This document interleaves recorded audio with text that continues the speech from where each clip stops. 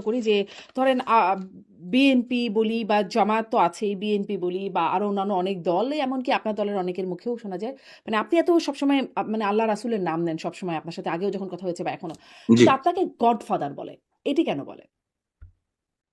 বা ইভেন আমাকে আপনার দেখতে দলের লোকজন সেলিনা হায়াৎ আইভীর মুখেও আমরা শুনেছি নির্বাচনের সময়। না না আইভি আগে এখন আইভিকে নিয়ে বলবো না আমি, কারণ আমার এই বোনটা অত্যাচারিত হয়েছে। আইভি বিনা কারণে বিনা অপরাধে একে 27 মাস জেল খাটতে হয়েছে। এবং আমার কাছে খারাপ লাগে, তার কয়েকদিন আগে ওর ছোট ভাইটা মারা গেছে। ও ছোট ভাই দুটো বাচ্চা ছিল, ওই ছিল মূল গার্জেন, তারপরও তাকে গ্রেফতার করা হয়েছে। আমি এটার মুক্তি পেয়েছে, বাট আমি এখনো তীব্র এটার প্রতিবাদ জানাই। আর গডফাদার যারা বলে, আমার আপত্তি লাগে না। গডফাদার বলুক, গড বাদার বলুক, আমার গড মাদার না বললেই হলো, নো প্রবলেম। হ্যাঁ, মানে আমাকে লিঙ্গ পরিবর্তন না করে দিলে আমার কোনো আপত্তি নেই। আমি যার বাবা নাই তো ফাদার বলে, অসুবিধা নেই, আমার কোনো সমস্যা নেই। কে কি বলবে, হু কেয়ার। আমি আমার চলাপথে যদি ঠিক থাকি, দ্যাটস এনাফ। আমি নিজের মন আমাকে বলে আমি সঠিক কিনা।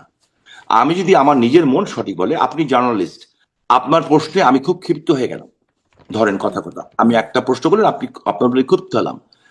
আপনার কাজই হচ্ছে আমাকে প্রশ্ন করা, আমার উত্তর নেওয়া এবং জনগণের কাছে পৌঁছে দেওয়া। আমি যদি ক্ষিপ্ত হয়ে যাই আপনার উপরে, আপনার তাতে কিচ্ছু এসে যায় না। আমি ক্ষিপ্ত হয়ে আপনার সম্বন্ধে নিয়ে, আপনার ব্যক্তিগত চরিত্র নিয়ে বাজে একটা কথা বলে দিব বাইরে, যেটা আমাদের বাংলাদেশ এখন হচ্ছে, অনেক নারী সাংবাদিকের ক্ষেত্রে হয়েছে, বলে দিব। আপনার তাতে কি এসে যায়? আপনি তো জানেন যে you are in right track, ঠিক। And that's me.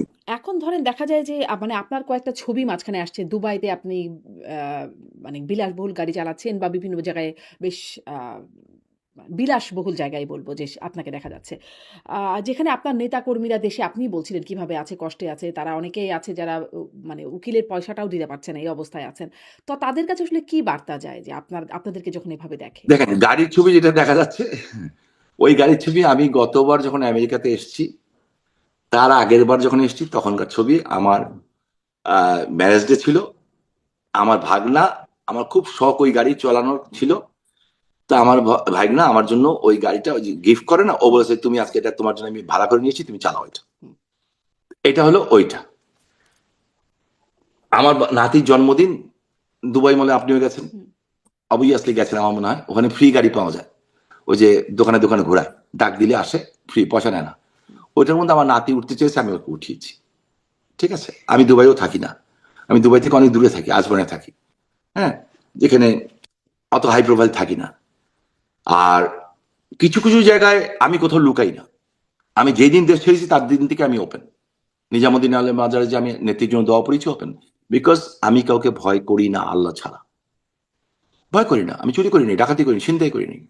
আর আমি কি করছি, কি পরিমাণ কষ্ট করছি কিংবা কষ্ট করছি না, সেটা কাউকে বলার দরকার নেই। কিন্তু আমার নেতাকর্মীদের প্রতি আমি দায়িত্ব পালন করার চেষ্টা করছি। সবটা যে আমি করতে পারবো তা না, সবটা করার মতো ওই ক্যাপাসিটি আমার নাই। হ্যাঁ, মানে ফাইন্যান্সিয়াল ক্যাপাসিটি আমার নাই, বাট চেষ্টা ত্রুটি করছি না। এবং আমার কর্মীরাও আমার উপরে ক্ষিপ্ত না। এটার প্রমাণ হচ্ছে ঢাকা শহরে সর্বপ্রথম যে সবচেয়ে বড় মিছিলটা বেরিয়েছে, সেটা কিন্তু আমার কর্মীরাই করেছে। এবং আপনাকে একটা কথা দিয়ে রাখি আজকে, বিড়ালের গলায় ঘন্টা তো কেউ বাঁধবে, আমার নারায়ণগঞ্জের লোকেরাই বাঁধবে ইনশাল্লাহ।